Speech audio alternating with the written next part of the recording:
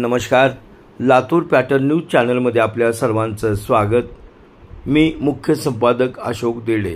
थेट शेतकऱ्यांच्या बांधावर शेतकऱ्यांचे अर्थकारण व मुबलक अपेक्षा।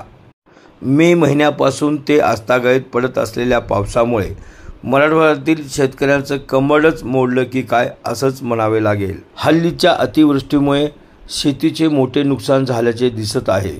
सोयाबीन, उडीद, मूग व तूर हे प्रमुख पीक पाण्याखाली गेल्याने खरीप हंगाम वाया गेला आहे। तोंडावर दिवाळी आली असल्याने शेतकरी नाराज दिसत आहे व शासनाने भरीव मदत करावी अशी अपेक्षा करत आहे। अतिवृष्टीची पाहणी करण्याकरता मुख्यमंत्री काल लातूर जिल्हा दौऱ्यावर आले, पाहणी केली, शेतकरी बांधवांचे निवेदन स्वीकारली व सरसकट मदत करू अशी आश्वासने देऊन निघून गेली। पण आता काय एवढं नुकसान झाले, आता शासन काय देईल ते देईल, त्यांच्यावर भरोसा। त्यांचं नुकसान झाले, माती वाहून गेली, तूर, मूग, उडीद वाहून गेले, काही उगवायले तर असे काही पाण्याने गेलं, अतिवृष्टीने नुकसान झाले। जनावर आहेत 10-12 माझ्याजवळ, त्यांच्यापासून टाकाय काय नाही, पावसानं शेडच्या बाहेर नाहीत जनावर, काय टाकाय काय नाही, त्यांना काय इलाज करायचं। सरकारकडनं काय अपेक्षा आहे आपली? काहीतरी अनुदान फिनुदान त्याचं सांगा।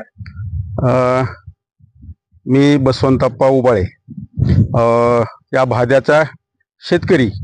खरं तर लातूर जिल्हा हा सोयाबीन, मूग, उडीद आणि तुरीसाठी प्रसिद्ध आहे, म्हणून खरं तर याच्यावरच इथल्या शेतकऱ्याचं पुढचं धोरण ठरलं जाते। त्यामध्ये शिक्षण असेल, लेकराचे लग्न असतील किंवा काय कुणाचं देणं घेणं आतापर्यंत केलेल्या या उत्पादनासाठी घेतलेला खर्च कुणाचं देणं असेल, ही सर्व व्यवहार हे आमच्या या सोयाबीन, मूग, उडीद आणि तुरीवर ठरलं जाते। पण निसर्गाने यावर्षी असा आमच्यावर कोप केला की आतापर्यंत गेल्या 25 ते 30 वर्षापासून असा पाऊस झालेला नाही आणि या पावसामुळं खरं तर आमचं नगदी पीक या ठिकाणी पूर्णच्या पूर्ण वाया गेले।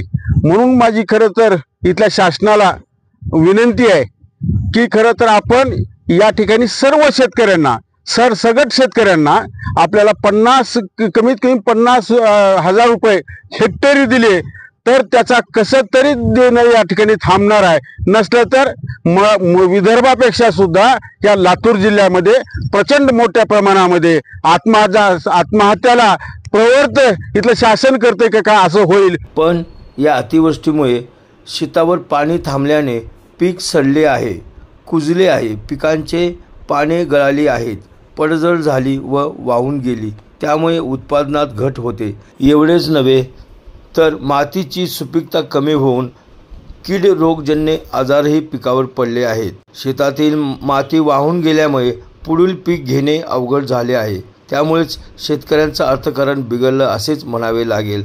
पाहूया सरकार काय मदत करतं।